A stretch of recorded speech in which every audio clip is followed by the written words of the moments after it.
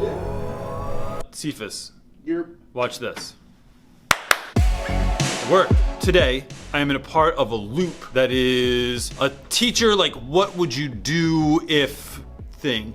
We already filmed this in California, but my good friend Kate, the sleepy teacher, lost her footage. She lost her SD card. So in this video, we reference like her previous video. So what this is just me and Kate talking about what we were talking about, but I just wanted to make a little intro so that you know, so that it doesn't sound weird, and we reference Kate's video, and then Kate's video is just different now. It's really just Kate talking without me.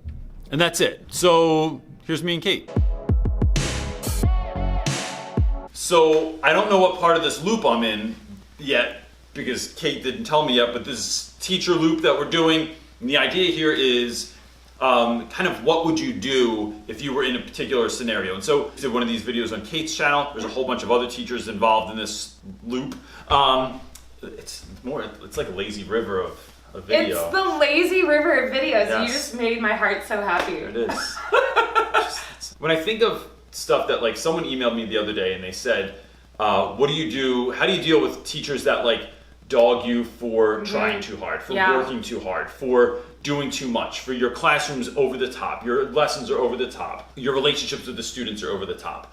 And so I just thought, you know, what a damaging thing to tell new teachers. I just think that, I'm gonna look over here. I'm talking to you, I'll talk to you in there. Okay, yeah. I just think what a damaging thing to tell new teachers because they are trying, they're excited, right? Like, and for someone to say you're just gonna run out of steam, or you're just gonna end up getting sick, or you're never gonna keep this up, is such a that's like telling a kid like, your birthday might be great this year, but you're just getting closer to death. You know, like, what a terrible thing to say. So when this woman emailed me, I just told her, I would just say, you might be right. That's it, right? Like, don't let them take your spirit, and keep doing great stuff. Who knows why they're like that, but I'm not interested in speculating as to why they might be answering a question like that or saying something like that. But I think just saying, you might be right. And that doesn't mean they're right or they're wrong, but it just kind of gets you out of that. And then just keep doing great stuff anyway. And maybe they are right. Maybe in 5 or 10 years, you do kind of lose some steam. Maybe in 6 months, maybe in October. But I know 13 years in, I still love putting a lot of time in. If I didn't have children at home, I would stay until all hours. I would, you know, I still love putting a lot into my classroom and into my lessons because it's just more fun for me. Otherwise, it's just a drag. So, I don't know, what do you think about that? So I feel very similar to you. I've been doing it 15 years. So I've been doing this a long time, and you're saying you're better than I am. I kind of am, because I'm kind of a big deal. But I think, I think the most important thing for you to remember is that the things that you love are what makes you unique. It's what the kids are going to remember about you. They're not going to remember, you know, that you taught them 9 times 5. Like, in the grand scheme, they're going to think back to the thing that you did that made it special. And everybody is unique. So I look at people and they say, oh, well, so-and-so is doing this, I need to do this. No, you need to do what you're passionate about, because that's what comes across, and that's what the kids love, you know?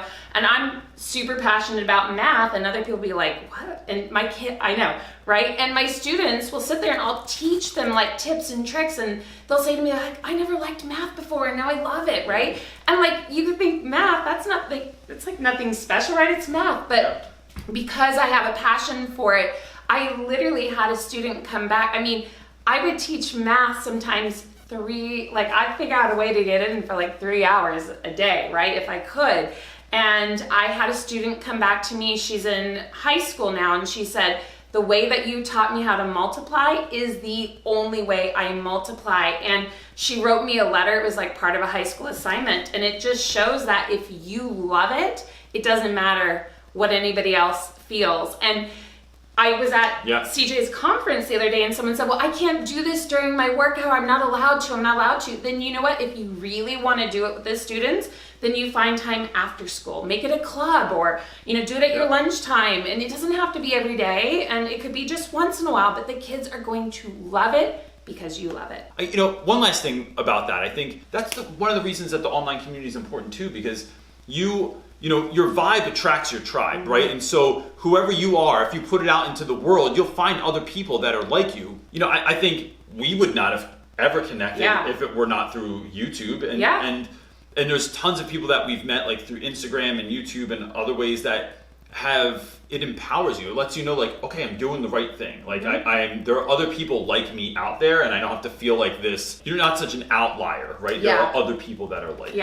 And I just think that's important. So second question we want to talk about in this lazy river of teaching ideas video, that wasn't so smooth, is what do you do when people steal your ideas? Because sometimes people take your ideas without permission. And I think, this hits more at home to me about YouTube stuff than school. I steal ideas all the time. I tell teachers all the time, do not recreate the wheel. Take everyone's ideas and then make it into something that you want to do. But I think it's always important to just credit someone. Yes. Like you don't want to take someone's word or their quote or their class idea or borrow a PowerPoint and act like you were the one that did it. Because my man, Mr. Alam, has done that to me before. I'm just saying.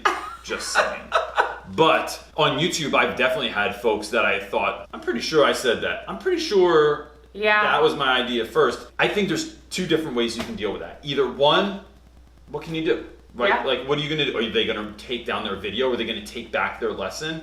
Or if it means that much to you, like some folks put a lot of time and energy into like their lesson or into decor or whatever. I think just learning how to have those difficult conversations and saying like what you're doing is wrong, or I'm noticing that this is real close to something that I made and it's just making me feel some type of way, especially on YouTube, if someone has more subscribers than you do and then they kind of take what you did, it feels hurtful. And I just think that it doesn't take anything away from you to just say, hey, I got this idea from Kate, or like I saw Kate do this the other day, or I saw Fab do this the other day, and it just made me think of this, and then you kind of go from there. You are just as legitimate. So I think learning how to have those hard conversations. Yeah. Sometimes.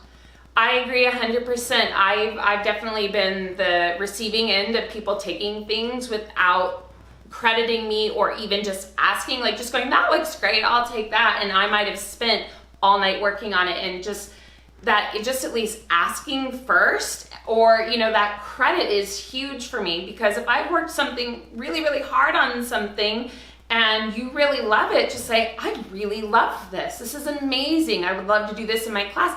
And you're going to find that the teacher that you want to borrow it from, or the person is going to be like, yes, take it. Please get it out there. But if you take it without permission, it just leaves for me, a little bit of a hurt in my heart that somebody just took something from me and then passed it off as their own. So I think it's super important that if you do really love something, just ask first, because the reality is almost every single person is going to say, yes, take it. Right? But to take without asking, I think can definitely set people the wrong way. And then that goes back again to you having those not great relationships, because there's going to be a harboring of resentment there. So I think definitely just ask before you take. And you'll find that most people will say, yes, go ahead. So this is what you're going to do next. Linked below are all the other videos for this thing. Hit on the next person on the Lazy River Teacher Extravaganza loop. And that's it, everybody. I was going to do something with you guys in the background, standing there, but then I couldn't think of anything. That's it. So now you're going to go to the next video in the loop, and you can find all those links below. Cheesesteak Hugs and Cephas will not be a part of that, but, I was in a video once. You were. I was in a ton of videos once. You were in a ton of videos. I was in a video. Hugs actually been in a lot of videos, too. I have. That's it, everybody. Peace. Bye.